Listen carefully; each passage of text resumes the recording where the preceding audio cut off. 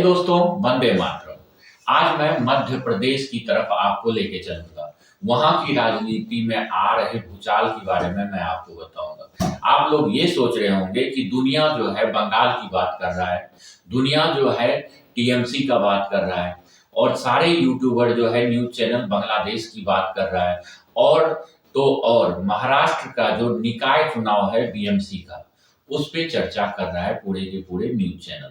लेकिन मैं आपको बीच में हो रहे घटना और सबसे अलग न्यूज, भाइयों, मध्य प्रदेश के अंदर जो मोहन सरकार है, जी हाँ, मोहन यादव जी, उनका बीच में बहुत ज्यादा क्रिटिसाइज हुआ और बैकफुट पे चले गए थे। यहां तक कि बोला जा रहा था कि कहीं मोहन यादव जी रिप्लेस ना हो जाए और दूसरा कोई मुख्यमंत्री ना ले लिया जाए। इसके बहुत ही ज्यादा मायने और कयास लगाया जा रहा था, और मोहन यादव जी का बैकफुट पे आना भी एक महज ही नॉर्मल चीज नहीं था। बहुत सारी ऐसी घटनाएं हुई थी जो कि वो ऑटोमेटिक बैकफुट पे चले गए थे। मैं 25 दिसंबर की बात कर रहा हूं भाइयों। उस दिन अटल बिहारी वाजपेयी जी का जन्म दिवस था। उसमें कई सारे कार्यक्रम हुए थे। कार्यक्रम, सबसे बड़ा कार्यक्रम जो था उत्तर प्रदेश में हुआ था, लेकिन मध्य प्रदेश में भी काफी अच्छा खासा इसका धमक था और समारोह हो रखा था, जिसमें कि दो समारोह ऐसा था वो बहुत ही सुर्खियां बटोर रहा था। उसमें से एक रीवा में था और एक ग्वालियर में था। दोनों जगह अमित शाह शिरकत करने वाले थे और 25 दिसंबर को अमित शाह पहुंच जाते हैं सबसे पहले ग्वालियर, जहां की अभ्युदय ग्रोथ समिट था ग्वालियर के अंदर, और रीवा के अंदर जो है किसान सम्मेलन था, जिसमें कि शिवराज सिंह चौहान, महाराजी सिंधिया, मोहन यादव और कई बड़े बड़े लीडर मौजूद थे। यहां से जब निकल रहे थे अमित शाह, तो फर्स्ट में आप देखिए बीच में उनको दिखे नरोत्तम मिश्रा जी। जी हाँ, शिवराज सिंह चौहान की जब सरकार रही 18 साल, उसमें नरोत्तम मिश्रा जो थे शिवराज सिंह चौहान का खास कहे जाते थे और मध्य प्रदेश के गृह मंत्री थे वो, और कद्दावर नेता में काउंट आते थे। इस बार जब वो अपना इलेक्शन में हार हुई उनकी, तो उन्हें साइडलाइन कर दिया गया। ना ही एमएलसी से उनको कोई मंत्री पद दिया गया और ना ही उन्हें केंद्र में भेजा गया।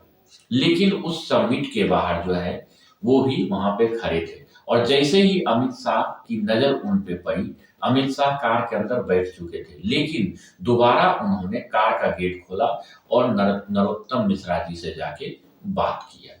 फर्स्ट तो यहां जब ये बात हुआ तो सभी बड़े बड़े नेता जो थे उनका अंतर आत्मा जो है चौंक गया कि आखिर इतना ज्यादा भाव नरोत्तम मिश्रा जी को अमित शाह क्यों दे रहे। अच्छा भाइयों, दूसरा क्या है कि मोहन यादव जी का फर्स्ट में एक कुछ 2-3 महीना पहले एक बिल आया था ओबीसी आरक्षण का। उस ओबीसी आरक्षण बिल के कारण उनका जो बीजेपी और आरएसएस कैडर के कुछ खास कैडर थे वो बहुत नाराज चल रहे थे, क्योंकि उस बिल में ऐसा सब चीज लेके आ गया था कि एक अलग वर्ग को उन्होंने अनदेखा कर दिया था और उनके विरोध में ये बिल लेके आ गए थे। एक्चुअली क्या हुआ था कि मोहन यादव जी किसी के बहकावे में आके ये बिल लेके आ गए थे, और इसमें इन्होंने मेहनत नहीं किया था, मतलब कि खुद ध्यान नहीं दिया था कि कहां से इनका कट किया जाए, कहां पेस्ट किया जाए, कहां से इस पे हंगामा हो सकता है और कहां पे नहीं हो सकता है। लेकिन ये सब बिना देखे मोहन यादव जी इस बिल को विधानसभा में पेश कर देते हैं। हाँ, हालांकि ये बिल पास तो हुआ, लेकिन ना ही राष्ट्रपति का साइन हो पाया, ना ही राज्यपाल का हो पाया, कानून रूप नहीं ले पाया। लेकिन वहां पे एक जो बीजेपी का बड़ा कैडर था वो इनसे नाराज हो गया, और जब बीजेपी का बड़ा कैडर नाराज होता है तो उसमें बहुत सारे कद्दावर नेता भी आते हैं। वो सब जब नाराज हुआ तो बात आरएसएस के पास पहुंची, और आरएसएस के तरफ से मोहन यादव जी जो हैं उनको थोड़ा सा, शायद कहा जाता है ऐसा, कि लताड़ा भी गया और उन पे थोड़ा हावी होने का भी कोशिश किया गया। लेकिन अमित शाह और नरेंद्र मोदी जी जब कोई भी मुख्यमंत्री कैडर से हटके बनाते हैं वो, तो केंद्र केंद्र के जो नेतृत्व है उसके ऊपर भी बहुत ज्यादा प्रेशर आता है कि आप देखिए कि आपका मुख्यमंत्री बनाया हुआ जो है वो सफल नहीं हो पाया, जबकि धामी सरकार, छत्तीसगढ़ का जो सरकार है मुख्यमंत्री, और उत्तराखंड का मुख्यमंत्री, उत्तर प्रदेश का मुख्यमंत्री, असम का मुख्यमंत्री, इन सबों का बहुत ही ज्यादा मुखर होके इनका बड़ाई हो रहा है, लेकिन वहीं पे मध्य प्रदेश को साइड लाइन छोड़ दिया गया था। लेकिन अमित शाह उनका बचाव करते हुए बहुत बार उनका तारीफ कर दिया, मोहन यादव जी का। और जब बिहार में, एक बात मैं आपको बता दूं भाइयों, राजनीति से हटके, कि मध्य प्रदेश के अंदर मामा के नेतृत्व में, शिवराज सिंह चौहान के नेतृत्व में इलेक्शन लड़ा गया था और उन्हीं के नेतृत्व में जीता भी गया, लेकिन उनको केंद्र में बुला के मोहन यादव जी को मुख्यमंत्री बना दिया गया।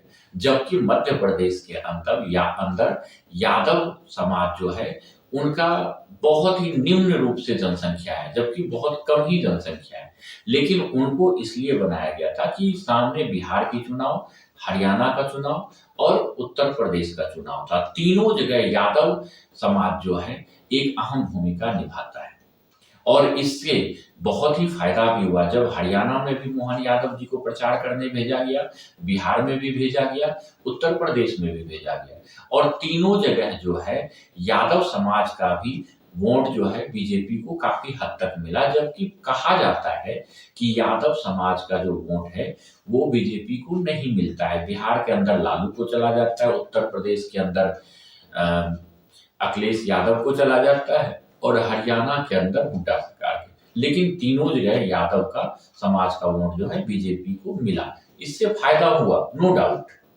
लेकिन वहीं पे मोहन यादव जी को एक अलग ही जगह से उठा के उनको मुख्यमंत्री बनाया गया और एक सफल मुख्यमंत्री पेश करने की कोशिश किया। अब आते हैं हम भाइयों दूसरे पॉइंट पे। दूसरा पॉइंट जो है, जब ओबीसी आरक्षण बिल का मुद्दा शांत हुआ तो तुरंत कफ सिरप वाला कांड हो गया। कफ सिरप वाला कांड जो हुआ उसमें छिंदवाड़ा एक डिस्ट्रिक्ट है, उस एक डिस्ट्रिक्ट के अंदर जो है 26 बच्चों का डेथ हो गया।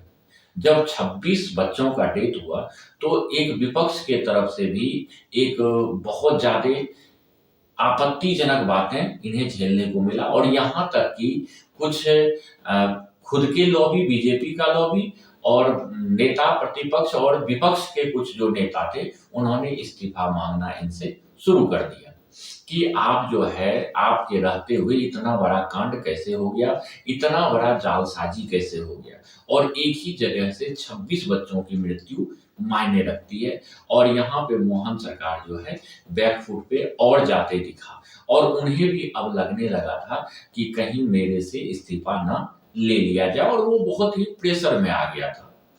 ऐसे करते करते भाइयों कि आईएएस अफसर का जब जब उन्होंने सम्मेलन लिया या जब जब आईएएस अफसर के साथ मीटिंग किया इन्होंने, तो आईएएस अफसर को एक धमकी जरूर देते थे मोहन यादव जी।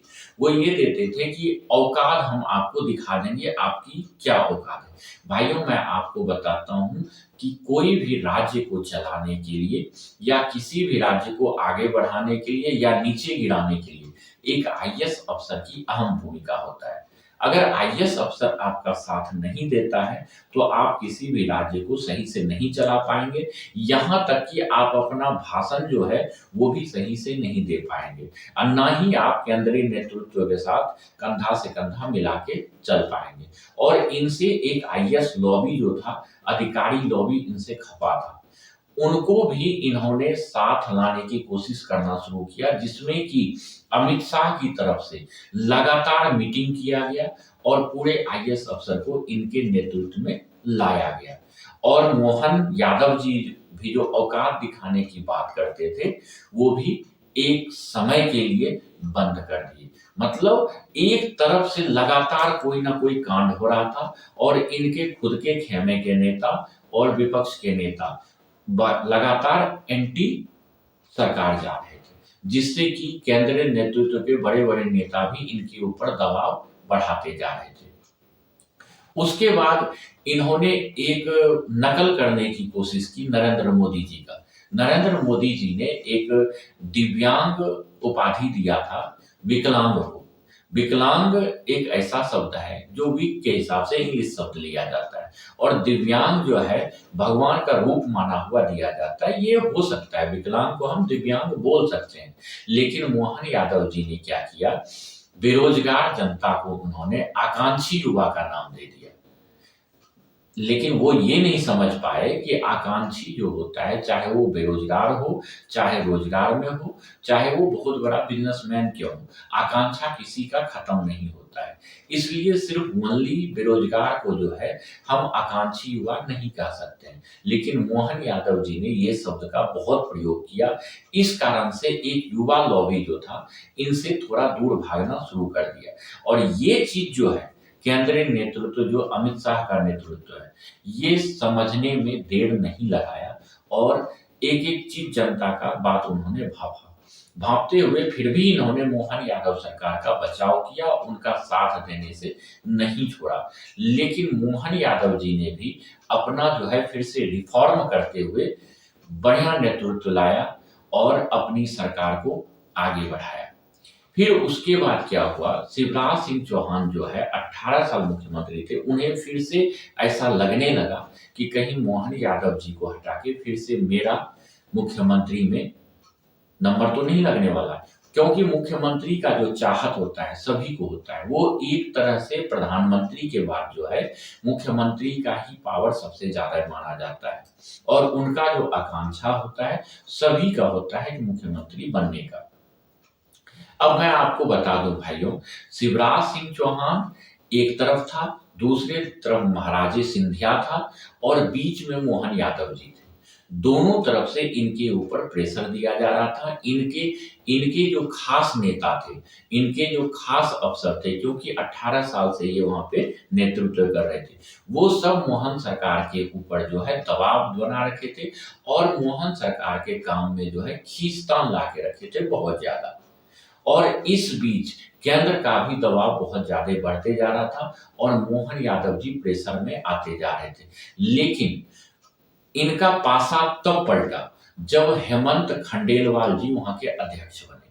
कहा जाता है कि हेमंत खंडेलवाल जी जो हैं, वो मोहन यादव के खास में गिनती आते हैं, और मोहन यादव जी ने सीधे अमित शाह और नरेंद्र मोदी जी से बात करके हेमंत खंडेलवाल जी को वहां के अध्यक्ष बनाने में अहम भूमिका निभाई। इसमें उन्हें जो है सफलता भी मिला।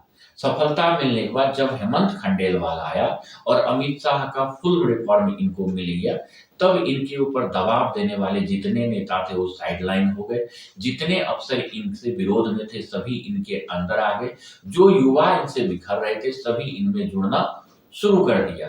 क्योंकि हेमंत खंडेलवाल जो है वो बहुत ही कद्दावर नेता में और जमीनी स्तर पे पकड़ रखने वाले नेता में काउंट आते हैं।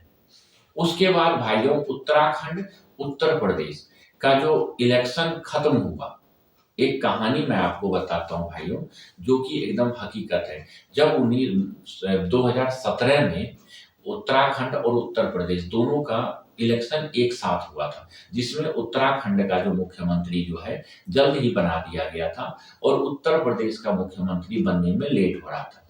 जब उत्तराखंड का मुख्यमंत्री बना के अमित शाह और उमा भारती ये दोनों जहाज से वापस आ रहे थे दिल्ली, तो उमा भारती ने पूछ दिया अमित शाह जी से कि उत्तराखंड का तो मुख्यमंत्री बना दिया गया, लेकिन उत्तर प्रदेश का क्या?